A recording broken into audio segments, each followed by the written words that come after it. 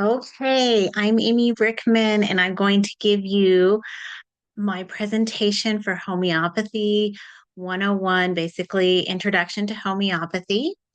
I'm going to go ahead and share my screen.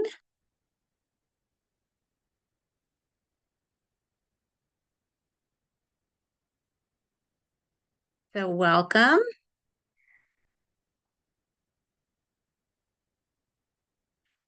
Okay, thank you for being here. So, one of the Bible verses that I really like is I will restore you to health and heal your wounds, declares the Lord. This is Jeremiah 30:17. And I love this verse. I had a horse accident many years ago, well, 6 years ago. And this was a verse that I clung to as I was healing and wondering if was ever going to get back to normal. So I know everyone has been on their own health journey. My health journey has, happened since I was a kid. And I will talk a little bit about that. We did have some homeopathy, and I had a homeopathy kit in my home as a kid, which was wonderful. But I have gone back and forth with using natural options and conventional options. And I want to let you know why I chose this route and how it has helped my family. So, first of all, before we talk about homeopathy, one of my big goals is to make sure that our bodies are receiving the nutrition they need and that we're not overloading it with stuff it doesn't need, right? So I really believe in let food be thy medicine and medicine be thy food. And I also talk about terrain theory. So terrain theory is if we keep our terrain and our body's really healthy, we feed it and give it what it needs, exercise, reduce stress, having relationships, community around us. This is really going to help us. And homeopathy adds to that. So we do a lot of eating our own,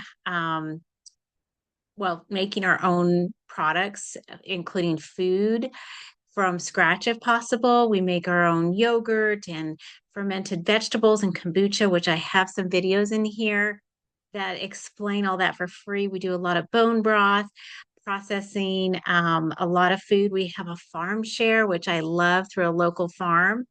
And I believe in the whole family getting involved and learning how to make these recipes and learn how to do different skills like canning or preserving or storing these foods, gardening. Those are just wonderful ways to pass on to our kids because none of that was passed on to me. I pretty much had to learn all this, and I feel like I spent years learning this. So I want to pass that on to other people so you can save a little bit of time. Okay, so let's jump into what is homeopathy. So, first of all, homeopathy means homeos or similar, and pathos or suffering. So I just want to show you an example. This is a homeopathic remedy that you can find in your local grocery store, Walmart, um, some of the drugstores, local health food store. I don't know if you can see it, but there's little white pellets in it.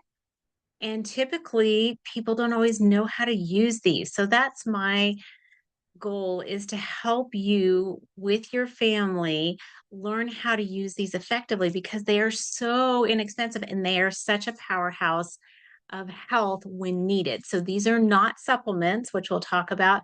This is actual natural medicine. And so we want to treat it with respect. So homeopathy comes from um, the words homeos, which means similar, and pathos, which means suffering or pathology. So, what we learn is that it is based on principles that substances that cause symptoms in healthy people can be used in dilution to treat the same kind of symptoms. So, that's where we get this, where you'll hear people say, like cures like. So, what homeopathy does is it helps stimulate the body to heal itself by triggering the body's natural healing response. So, unlike pharmaceuticals, which can kind of hit you, and if you're on let's say, a pain medication, it's going to actually, take over and give you pain relief, which can be good at certain times. But you can also have a lot of side effects. So homeopathy usually is very effective, especially for acutes fairly quickly without side effects. But we will talk about with chronic issues, it might take a little bit longer because we're trying to get the body back into balance naturally without taking over for a system or causing taking over with chemicals that is not natural to the body, and a lot of times the body doesn't recognize it. So one of my examples is coffea cruda, and that is actually made from the coffee bean, if you can see up here. And the coffee bean, if you were just to have coffee by itself, it would cause you to be stimulated, right? Because you'd have energy, probably not sleep, and maybe you might even need it every day, right? So, coffea cruda in the homeopathic form, that is extremely diluted, made from coffee beans, would actually help that issue that it might cause. So, for example, coffea cruda in a 30 or 200 might be really helpful in not sleeping well. And if you've ever like tried to go to sleep and your mind was just racing and going, and you were, you're actually like feeling just like, oh my goodness, I've got all this energy. What am I going to do? My brain can't calm down. This can be a great one to try. There's several different ones to try if this one doesn't work, but this is a great one. And I have an example here of this is a bottle that is in liquid form. And then I showed you kind of the pellets. So we have a liquid form like this one right here. And then there are pellets. So that's typically how homeopathy comes. If it's in the liquid form, it does often have a little bit of alcohol, and that is a preservative. So in my classes, I can teach you how to make a water dose that doesn't have the alcohol, but it doesn't last very long. Just like if you were to put something, you were to have some food out, it's not gonna, it can go bad quickly. So the alcohol usually actually acts as the preservative. Um, okay, let's move on. Okay, so what is homeopathy? So we talked about that it's natural medicine. It's a type of natural medicine. It's safe and gentle to use for any ages, from a newborn all the way to somebody who's elderly and is in the last stages of life. It can be used to actually help them as well. So it's a type of healing that works with your body to restore itself and improve overall health. A lot of times there's confusion because people will lump anything that's natural with under homeopathy. And I see this happen on websites, even doctors say this, and they'll do like, okay, here's a list of homeopathic ways to treat whatever it might be, a headache. And they'll list, it could be a tea, it could be an essential oil, it could be apple cider vinegar, something that's natural. So homeopathy is its own class and its own medicine. So it doesn't include all that. So just, I want to make sure I'm always trying to educate people that to not use that term just to mean anything. It's not an umbrella. It is actually under natural medicine. So it's one type of natural medicine. There are others as well. So it is safe to use even for your children and your pets, any kind of animal. They can have even used it in for fish and for iguanas, for horses, and there's all different groups, especially overseas, that use homeopathy for animals. Like I found a group in, I think it was Wales, that just treats all of their, especially sheep and their animals, with homeopathy because they're really trying to move away from using antibiotics and all these other medications. And I've also heard a podcast recently where they were using it for large scale agriculture. So you can actually use homeopathy with your plants. It's a little bit different. I don't go into that as deeply, but I can give you some resources if you're interested in that. But there are definitely ways, like if a plant is in shock because it was bruised, you can use some arnica with it, or aconite if it's it had a shock of freezing or something. So you can use homeopathy even for plants, and it can actually help your plants thrive. or it can also help if they are dealing with some other kind of issue like a parasite. Okay, it doesn't have the side effects that most medication does. And the amazing part is it's affordable and it's made from natural substances that are not that you can't patent. So most of this, like if you see this in the store, it's going to be $6, maybe to $10 for the single remedies, which is a great deal. And but often people just don't know how to use it well enough. So my goal is to help you utilize this so that you can reduce your need for medications, any kind over the counter or prescribed, and your reliance on needing as much medical care. Because once you start using this, you're going to realize you can take care of so much on your own. Okay. Number four is there are thousands of positive outcomes with homeopathy. Many, because there are people that will say, "Oh, well, homeopathy has not really been fully studied, so it is pseudoscience." Well, I have a link right here. There's 227 pages and about 20 um, published published research papers, about 20 per page in this link. So I encourage you to go there and look at PubMed and research. What do they say about homeopathy? They've done clinical trials, they've done research all over the world, not as much in the US because there's not as much money in it because it $7 a bottle or $10 a bottle. They're not gonna, the pharmaceutical companies are not going to be making a lot of money, but there is research out there. There's a lot of documentaries as well. Okay, so homeopathy has been shown to be clinically effective, and it's been around for over 200 years. And it can be used for acute, like I said, and chronic conditions. Chronic conditions do take a little more time to understand and to learn.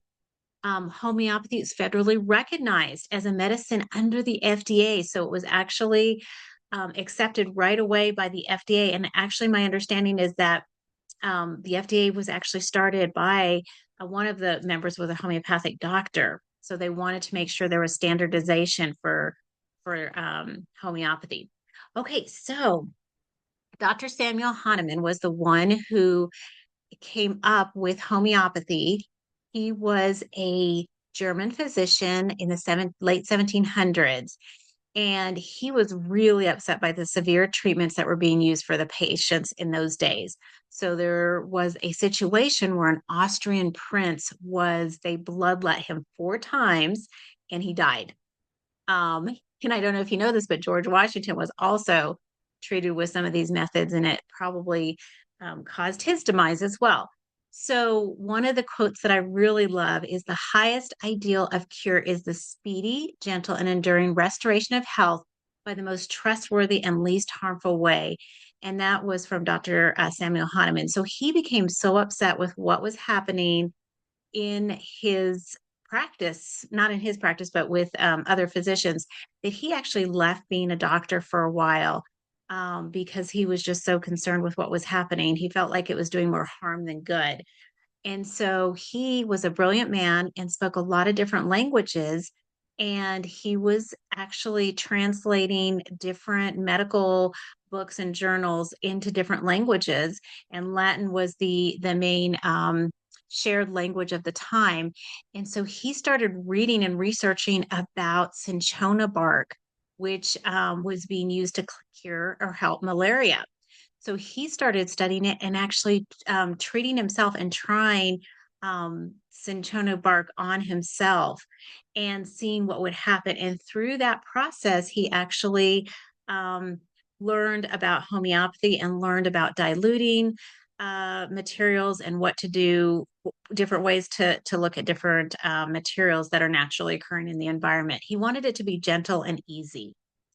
So it was very popular in the 19th century. So in Europe, Asia, and Americas, even here in the US, we had over 100 homeopathic hospitals, and a lot of the doctors were trained in using homeopathy. A lot of like the nurses, even during the Civil War, used various homeopathy. And one of I believe it was the Spanish flu, was they actually determined that if they treated people with homeopathy, they had a much higher survival rate than if they were treating them with other ways. So, and we had a lot of homeopathic doctors. So let me talk a little bit about what homeopathy is not.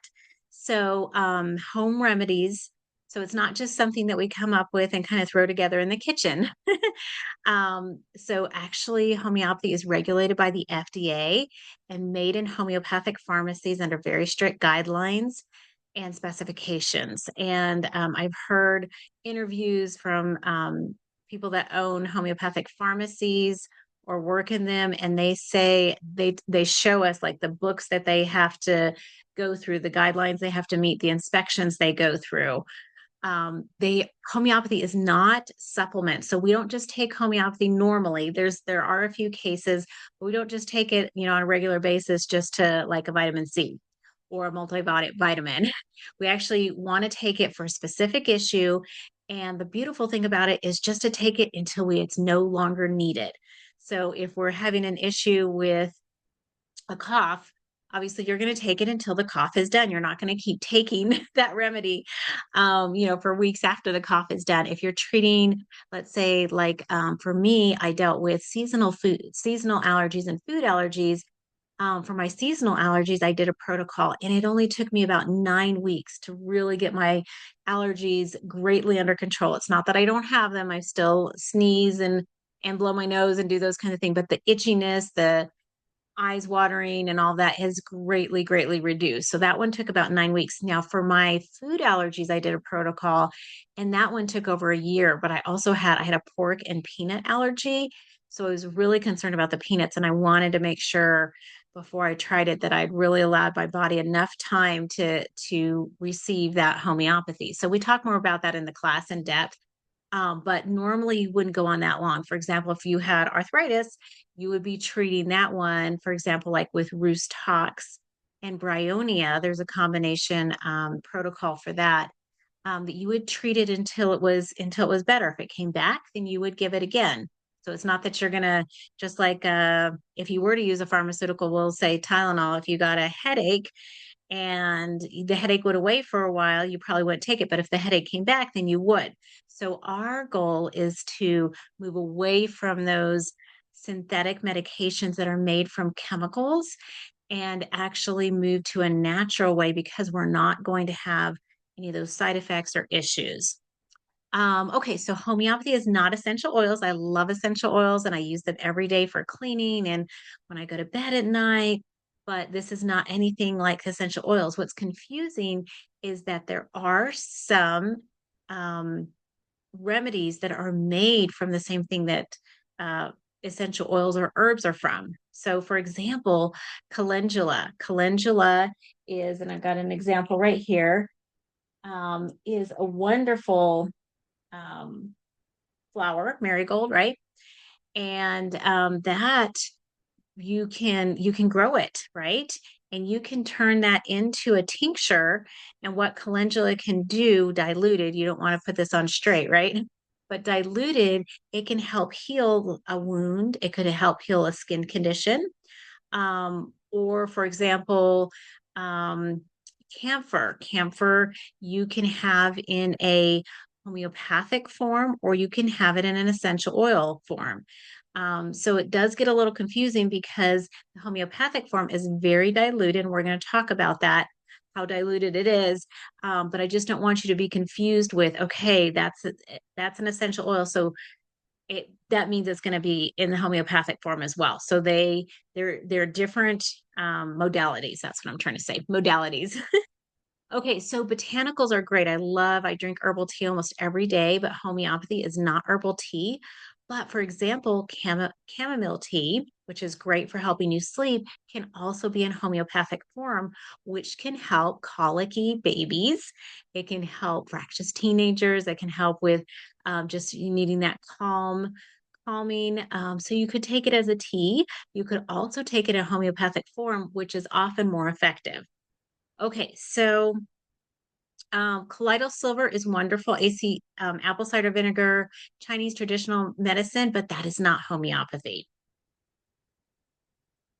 Okay, So homeopathy, we talked about, is regulated. It is classified as a drug under the U.S. Food and Drug Cosmetic Act and other regulations.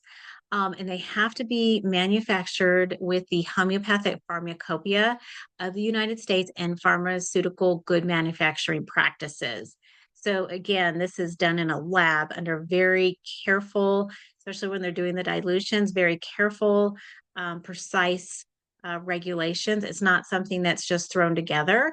And I don't know if you know this, but supplements in the United States and pretty much, well, I don't know about Europe, but supplements in the United States are not very regulated. So you could get, let's say, what's a supplement? Activated charcoal in one, one from one pharmacy or supplement company, and it could be totally different than another one. Where if I have Thuya 30 in from boron, it should be the exact same one as if I get it from a different homeopathic pharmacy.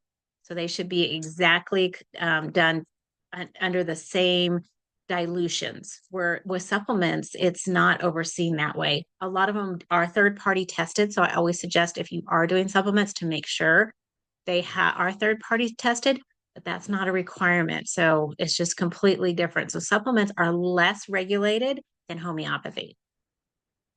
Okay, so how is it made? So we talked a little bit about Thuya. So Thuya actually is Thuya occidental, and it comes from, it's like a juniper bush in the cedar family.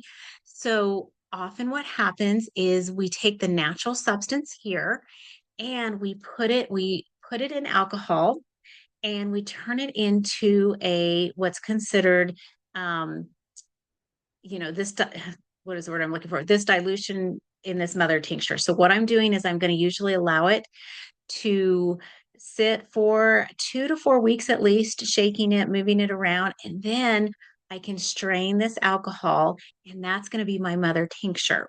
So, for example, with the calendula, like I talked about, if I were to get a wound to keep it from getting infected, I could clean it, use a little bit of my tincture. Obviously, I don't want my flower parts in there, so it would be strained.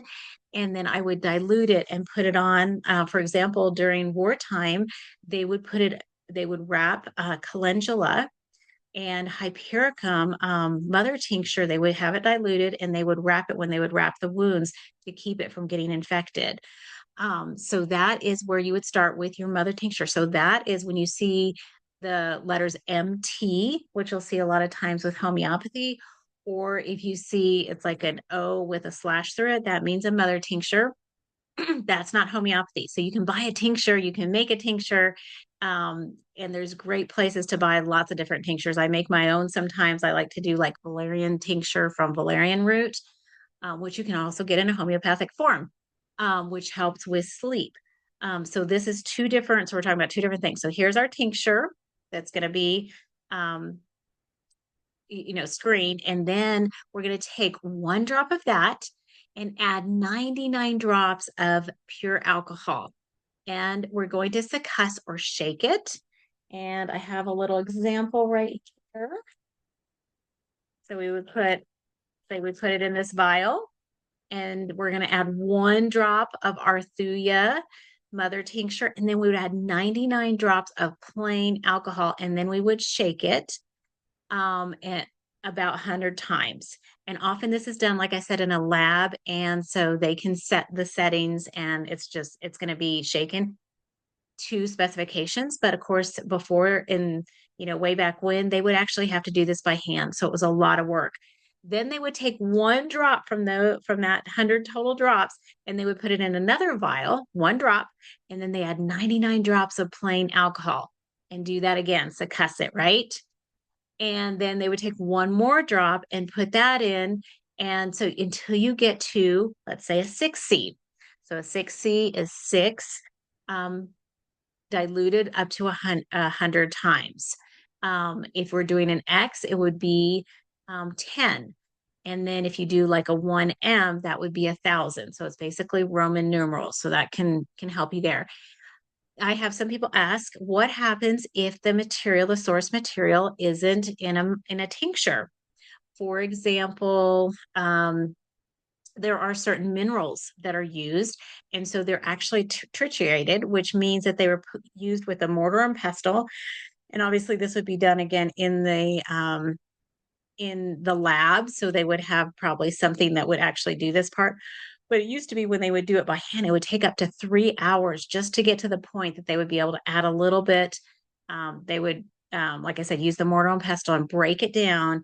And then they would add a little bit of alcohol and then get to your one drop and start doing it from there. So that's how you can do dry substances as well as um, tinctures. Okay, so we talked about homeopathy can be used for any age. It is safe and gentle, natural system of healing that works with the body to relieve symptoms.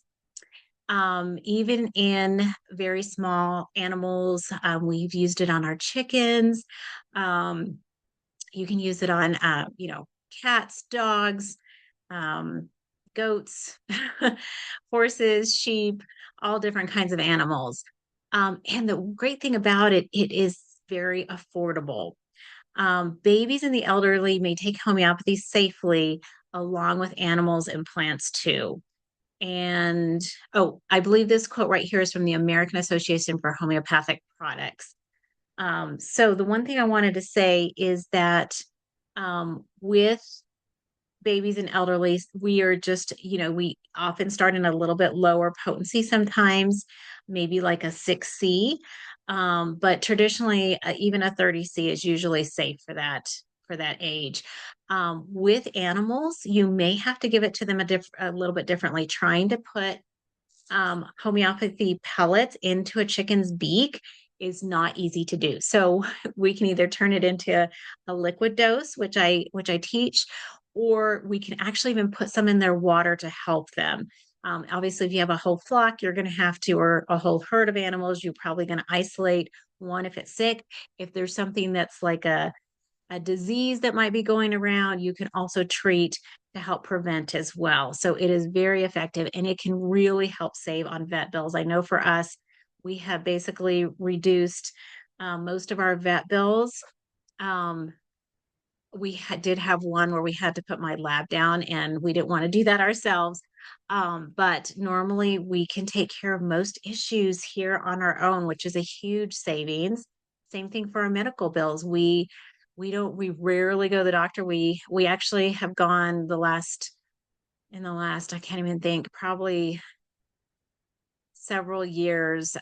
We usually just get a normal yearly annual exam if we have to for paperwork. And sometimes we don't even have to do that. So it's usually for scouts or whatever it might be. Because as far as other issues, I can treat most of them at home. And that's what I want to teach you. Okay, so how prevalent is homeopathy? So over 200 million people use homeopathy on a regular basis. So any various countries, Europe, it's very popular, even in Central South America, India, Australia, New Zealand, anywhere that the British Empire has been or is, often they're a lot more open to homeopathy, Canada. So I actually lived in England and Germany for a while. And I always tell this story in my class, but um, so I'll tell you a little bit about myself is that I grew up in New Mexico and I had really horrible allergies and a lot of recurring respiratory issues. I had pneumonia, was hospitalized for it when I was younger. So I just seemed so susceptible to it. So I was on antibiotics quite a bit. Usually it felt like at least a couple times a year, if not more. And I always thought I had a low immune system. I would just catch everything. Well, we had a friend that was actually my sister's violin teacher that talked us into getting a homeopathic kit. So we had this wonderful homeopathic kit that sat on our kitchen counter with a book for years. But this was before the internet. We didn't have any real training on it. And someone had told my mom that she couldn't take it if we were doing other medication. And because we were a lot of times on other medication, we thought we couldn't use it. So, but every once in a while, I would go look at the book and I would try different things. And so I remember reading about arnica and aconite and learning about pulsatilla and all these ones and trying them on myself, but I didn't really understand how to dose it. So unfortunately, I really messed up my gut because of all um, the antibiotics and other medication that I started taking from the time I was really young. And I had very horrible allergies, like I said. And so the sad thing is that the homeopathic remedy that I took for 9 weeks that actually helped me get over my allergies was sitting on my mom's counter all those years, but we didn't know how to appropriately use it. So that's my big mission in life is it's great if you can run to the store and get homeopathy, but if you don't know how to use it or what to do with it, it does you no good. It's like, oh, it's this inexpensive medicine. It must not be as good as this expensive prescription or this expensive over the counter that has only been around for, what, 10, 30 years or whatever. So I want to teach you how to use this effectively because once you learn it, you will be able to treat yourself, you'll be able to teach your family, you'll be able to help your friends. And once you start learning this, people start coming to you. I mean, I get texts and messages from people I've never met. Oh my goodness, I heard that you could maybe help with this. Can you help me? I've got this issue. I'm headed to the urgent care. Can you help me? This is an emergency. And so obviously I do what I can, but if you need medical care, we have wonderful medical care in the US for issues, like if you break your bone or you have a serious issue going on. But there's so much that we can take care of without having to go to urgent care or to go to the regular doctor. So anyway, so let me finish my story. So then I moved to England for a little while, and then I moved to Germany. And while I was in Germany, I got my normal cold, and I could feel it bronchitis, probably getting bronchitis, which I just caused such fear in me because it was just so hard for me to get over. I'd cough for weeks, and anyway, so I went and I said, okay, well, I need my antibiotics. And the German doctor said, no, we don't give antibiotics for this. This is just a cold. You'll be okay. And he gave me homeopathy because in Germany, they commonly use homeopathy. And I was actually really upset because I was working full time. I was working on my master's degree. I had travel coming up. I was pushing my body too hard. And I told him, I said, I can't take time off like the Germans can. I have to keep going and I need antibiotics. And he would not give them to me. And I left really upset, but that's all I had. And I didn't have much time. So I started taking it. And guess what? It actually helped. And amazingly, not like antibiotics that, antibiotics just would suppress in my body. So then I would get sick again. And I didn't understand that. All I was doing was suppressing that fire. And then a few months later, that sickness would pop up again. Right. So, anyway, so I didn't learn my lesson, came back to the US, so happy to be able to get back to my antibiotics. And it took quite a few years of getting ready to have children when I started to realize maybe I shouldn't be on all this medication all the time. Maybe I need to find other options. And it was because of my unborn child that I started researching and finding other options. It wasn't even for myself, which is kind of sad. But we do a lot for our children, don't we? So in Europe, 40 out of 42 countries are familiar with homeopathy, and 3 out of 4 people are familiar with it. And 29% of the people use it for their health care. So, like I said, in Germany, 57% of people use homeopathy, and it's even mandated in the regular medical school curricula to include information about natural medicine, including homeopathy. So about 10% of physicians in Germany specialize in it and 38% prescribe it. So I actually had that happen to me. I don't even know honestly what he gave me. I don't know if I think it was a combination. So I'm not exactly sure what remedies, but I wish I wish I would have kept it and would have known. So in France, 95% of GPs use homeopathic remedies in their practices. So it's very common in France. And actually, Boron, the company that makes these, is a French company, but they do have a location in the US. So that if you do order something in the US, it usually is here within a few days. And obviously, you can get the combination remedies.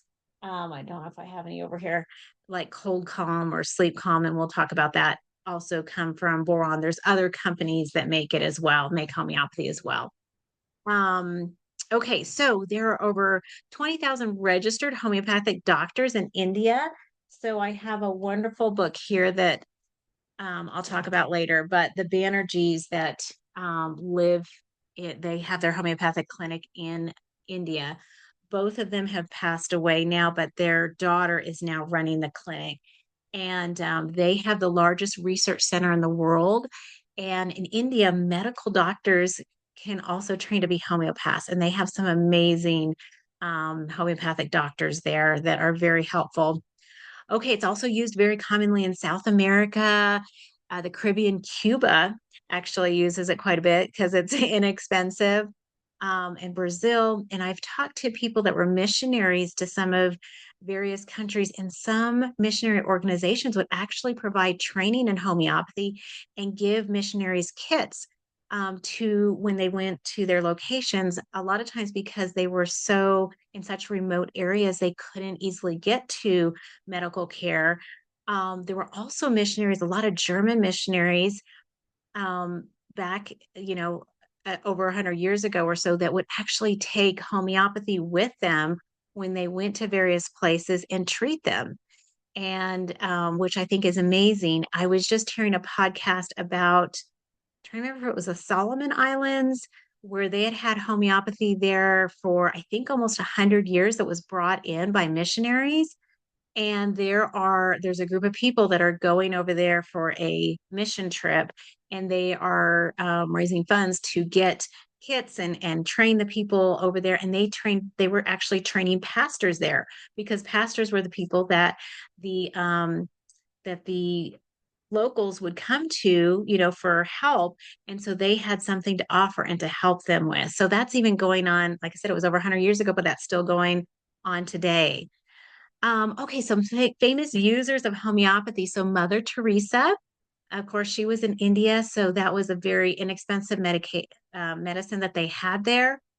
She was in Calcutta, and they would actually go up and set up in various parts of the city, and people would line up, and they would have their kits, and they would treat people, they would help people. So I just have a lot of respect for her. I love this quote from her: "Love begins by taking care of the closest ones, the ones at home." Mother Teresa. So I feel like that's what we're doing with learning homeopathy, to help our closest loved ones. Um, so Queen Victoria was the one who supposedly brought homeopathy from Germany to England.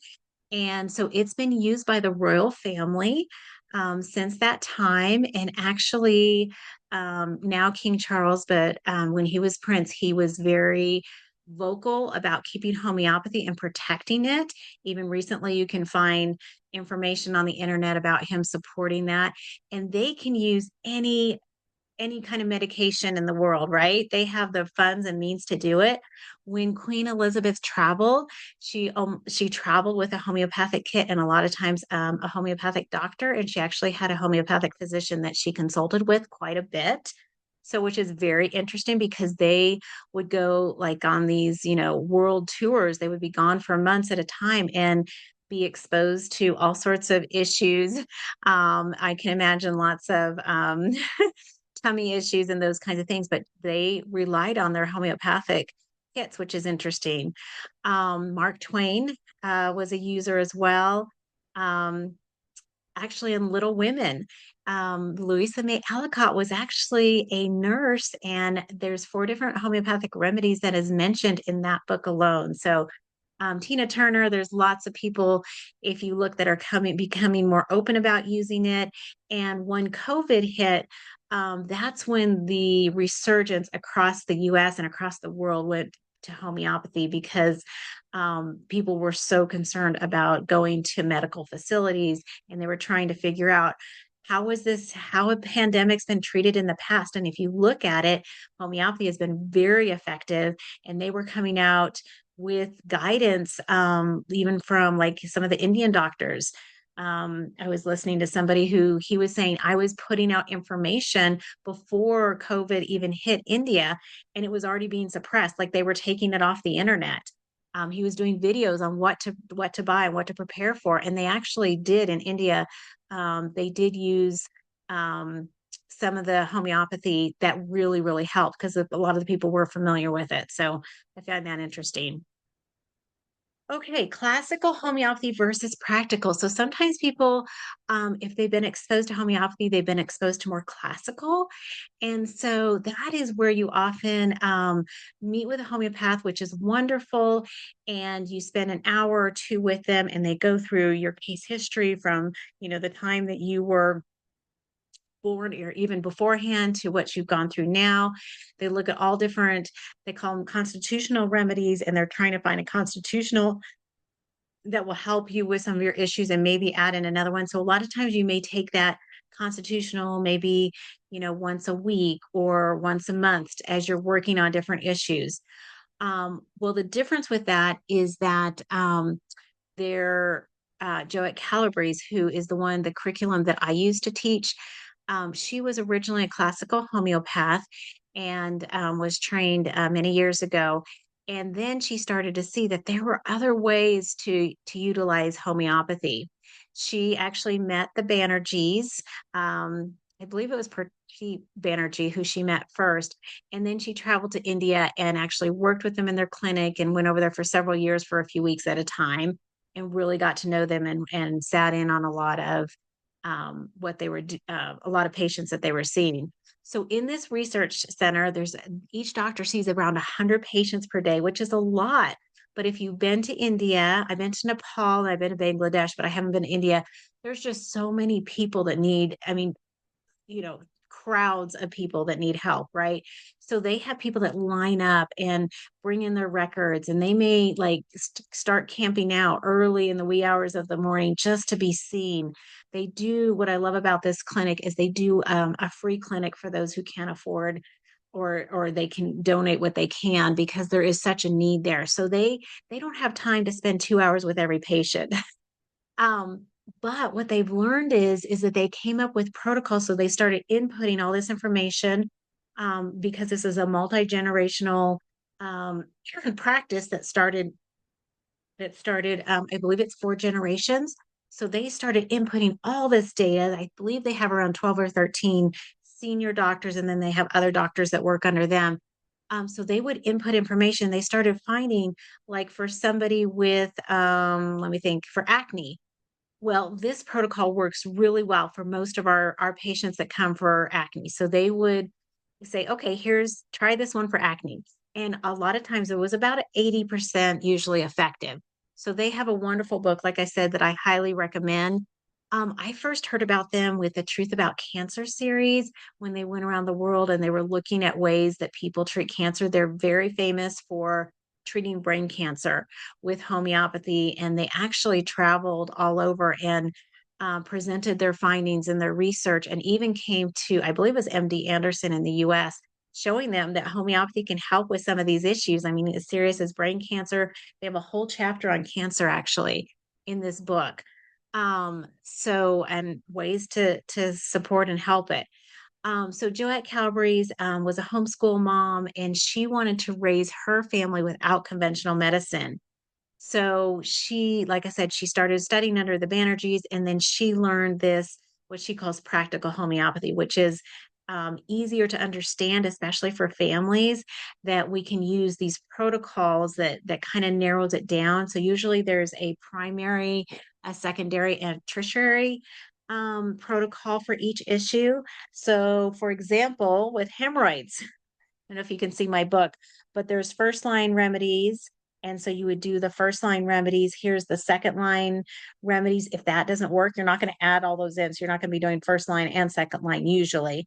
But if that doesn't work, you usually try it for 2 months, and then you would go on to your second and third line. So that would give you a good start. And usually these work pretty effectively. Okay, so I wanted to share some of the successes that our families had because we have been so blessed. We have not had to use regular medication, over the counter medication in quite a few years.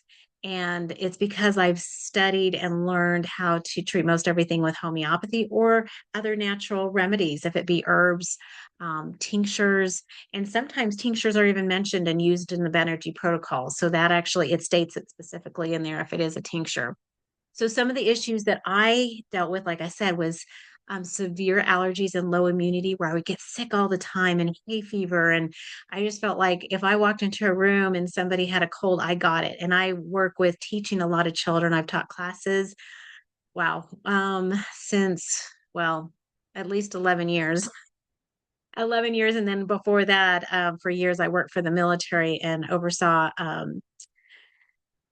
children's programs and youth programs. So, been exposed to a lot of illnesses and I seem to catch them a lot.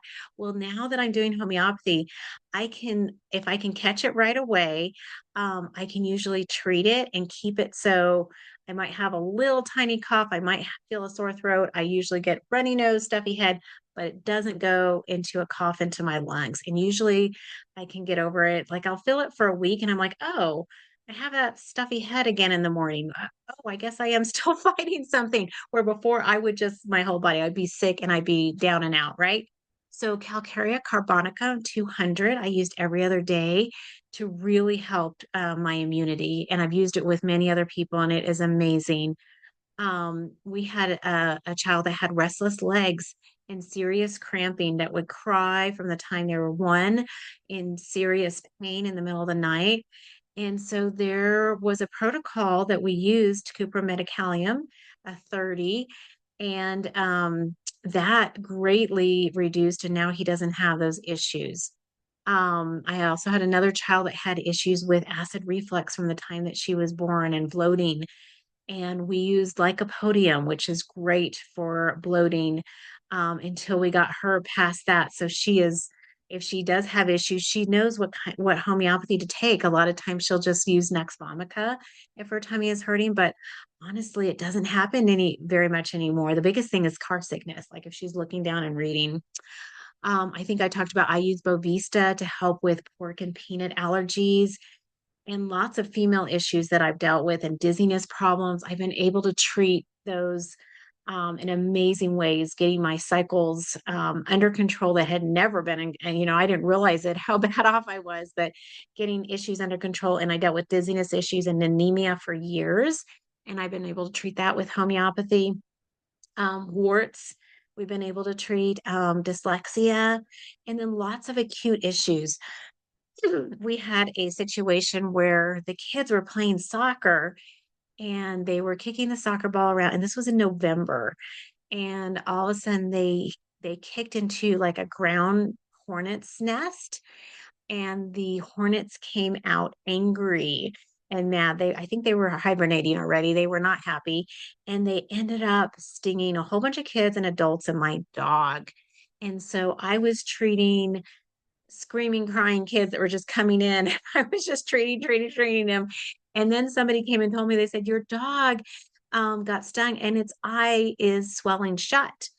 And so, or swelling, not completely shut.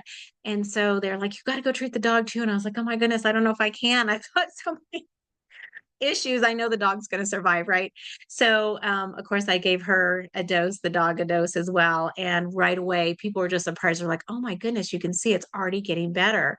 And then I gave her another dose and she was fine. And so I did have to treat the kids as well.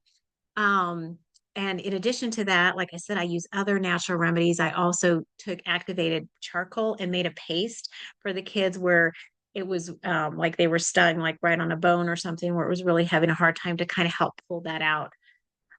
Lots of headache and tummy aches that we deal with. And we've actually helped treat a broken bone, actually with a family member that broke a bone in five different places, food poisoning, acne and styes, colds, flus, and allergies.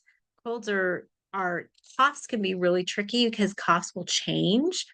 So you've got to learn different homeopathic remedies for that. But colds for me have gotten a lot easier to treat. And allergies, I have taken a full course in that. And allergies, those are definitely doable. It does take some time depending on the allergy and the severity. high altitude issues. So that is also there's one that I really love, cocculus 200 for high altitude and also for jet lag. I just gave somebody some cocculus, and they used it for a jet lag situation, and they're like, I didn't even have jet lag. I'm like, it is amazing. It really does help. We're skiers, and I've been up skiing where people were getting sick or having altitude issues, or where even I was getting sick, and just a dose or two of that will just nip it in the bud. Um, and we're here in Colorado, where just even going up to like 9,000 feet, people will start getting sick and not feeling well. And that one is great. So I used Carboveg, Arnica, and Aconite for one of my labs that looked like she had a stroke. She couldn't use her back legs. We also prayed over her too, and I believe that she had a miracle.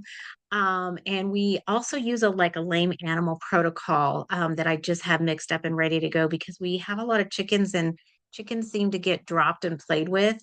And actually, we had to put one down just recently because something happened to one of its legs, and it was not going to survive, which was really sad.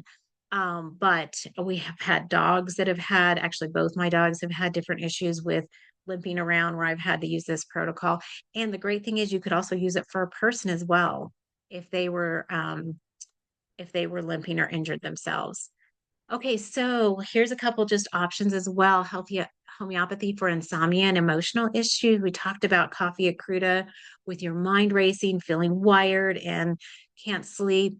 Ignatia is a great one for worry, grief, disappointment, stress, just overwhelm in general. A lot of sighing, like, okay, I can do this. I can get through the day. I think I can get through the day. Ignatia is great. And I especially like that one in a 200.